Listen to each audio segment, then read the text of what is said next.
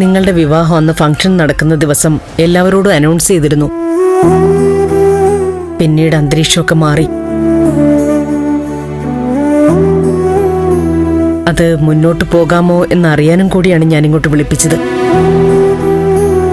അത് ഞാനും അമ്മയും നേരത്തെ തന്നെ സാറിനോട് പറഞ്ഞിരുന്നതാ.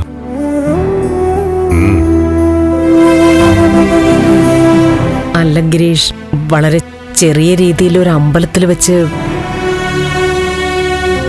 രജനി, വളരെ ചെറിയ രീതിയിൽ ഒരു അമ്പലത്തിൽ വെച്ച് വിവാഹം നടത്താൻ രജനിക്ക് സമ്മതമാണോ? അല്ല, അത് എനിക്ക് പൂർണ്ണ സമ്മതമാണ്. പക്ഷേ രജനിക്ക് കൂടെ സമ്മതമാണോ എന്നറിയണമല്ലോ എന്ന് കരുതി ചോദിച്ചതാ. താങ്ക് യു മോനെ, താങ്ക് യു. ഗിരീഷ് എത്ര വലിയൊരാളാണെന്ന് ഇപ്പോഴാണ് ഞാൻ തിരിച്ചറിയുന്നത്.